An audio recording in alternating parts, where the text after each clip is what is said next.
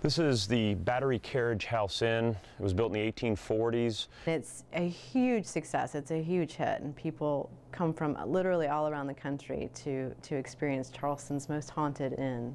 So many different people pass through, so many bombastic personalities and tragedies. The victims of 2 tragedies are said to still haunt 20 South Battery. In room 8, there is a headless torso. No head, nothing below the elbows, and nothing below the thighs. He was wearing heavy clothing, sort of that wool from back in the 1800s. And one of the guests who saw him described what he felt. A certain discomfort about that, and that he wasn't welcome around the room. The ghost said to have been killed at White Point Gardens when the park became a fortification for the city during the Civil War.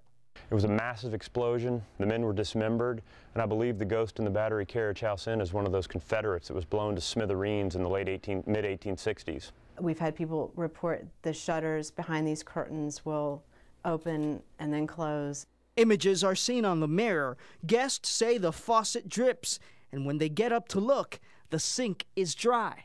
We have room number 10. The guests inside may have been staying there since the early 1900s. It's a gentleman who ended his own life back in 1904 by jumping off the roof of the place. A young man, dressed nicely, kind of walked by them on the side of the bed. We've had a few reports of women saying that he's actually climbed into the bed with them. He politely exits after a subtle bow, and that's why they call him the gentleman ghost. He knows when he's crossed the line. Workers here say the stories on the 2nd floor are just the beginning. Down here in the courtyard, guests often report hearing noises. Typically, they say it's from children giggling. The people that I give the most credence to are the guests that come in with no preconceived notion, have never heard about the ghosts here, and then come down to the front desk and say, a strange thing happened last night.